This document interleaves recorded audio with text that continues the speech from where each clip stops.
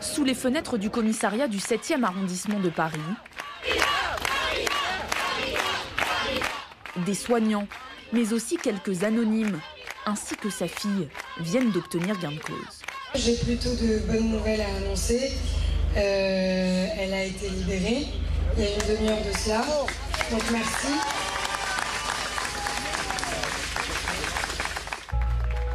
Une libération attendue, réclamée, celle de cette infirmière d'une 50aine d'années, interpellée hier en marge de la manifestation du personnel hospitalier.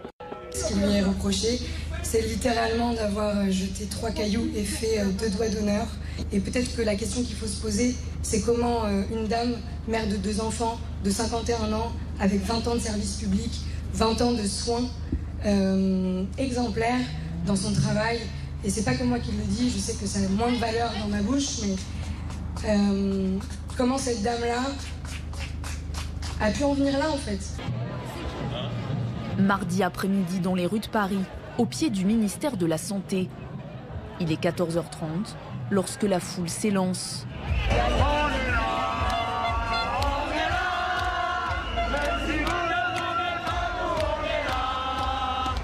Le parcours est relativement restreint, 2 km à peine, suffisant malgré tout pour que la manifestation change de visage sur l'esplanade des Invalides.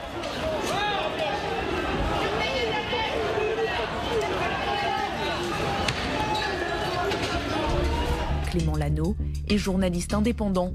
Il a suivi tout le cortège. La manifestation elle a dégénéré quand les soignants sont arrivés à Invalides par d'autres groupes qui, eux, n'avaient pas de blouse blanche, qui ne ressemblaient pas à des personnels soignants, mais qui étaient cagoulés, habillés en noir. Donc, visiblement, un groupe à part. La situation se tend. Certains soignants, identifiables grâce à leur blouse blanche, se retrouvent alors pris en étau entre les casseurs et les forces de l'ordre. Ils ont les mains en l'air. Eux ne sont pas cagoulés, ne sont pas casqués, ne sont pas habillés en noir. On voit qu'ils ont des tenues de soignants, de médecins. Et en fait, ils vont vers les forces de l'ordre pour essayer de calmer les tensions. Et des tirs de gaz lacrymogène ont lieu. Vous faites gazer, là? Bah oui, on se fait gazer.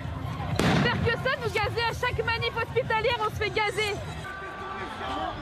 Et c'est à ce moment-là, sur le côté, qu'une infirmière vient se placer face aux policiers et aux gendarmes. Il y a des lignes de CRS. En face, il y a des personnes qui sont masquées, habillées en noir, qui lancent des projectiles. Et là, par hasard, je filmais, et il y a cette fameuse infirmière qui arrive au milieu du champ et qui lance 2 cailloux, 2-3 cailloux, et qui fait un doigt d'honneur aux forces de l'ordre en face.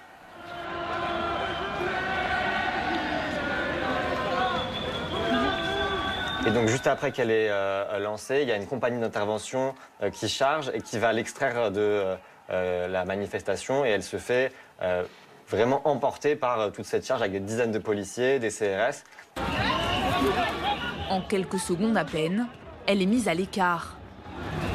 Je fais de l'asthme. Je fais de l'asthme. Je suis infirmière, je fais de l'asthme. Fallait réfléchir avant. Attendez, je fais de l'asthme.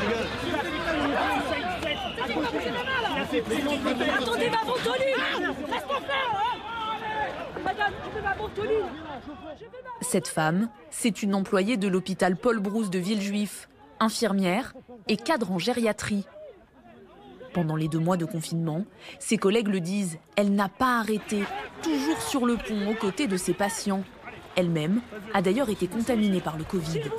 C'est quelqu'un qui est très proche de ses équipes, qui est très compréhensive, qui fait vraiment, qui est très humaine en fait. On peut tout à fait comprendre son geste. Là où je suis très choqué par contre, c'est que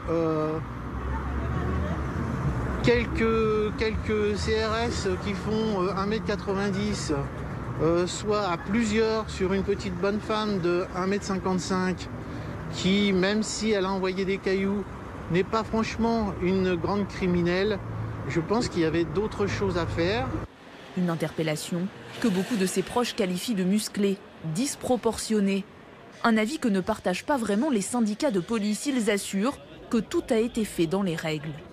Mais est-ce qu'elle s'est posé la question de savoir quand elle jette un pavé de 500 grammes ou d'1 kilo, quels dégâts ça peut faire quand ça tombe sur la tête d'un collègue? Voilà. Donc l'interpellation, pour l'instant, je pense qu'elle est carrée. Elle est peut-être violente, mais on est aussi dans un maintien de l'ordre dégradé. Après 24 heures de garde à vue, cette femme est donc libre. Mais l'affaire ne s'arrête pas là. Cette mère de famille est désormais convoquée devant le tribunal correctionnel à la rentrée, le 25 septembre prochain, pour outrage, rébellion et violence sur personne dépositaire de l'autorité publique.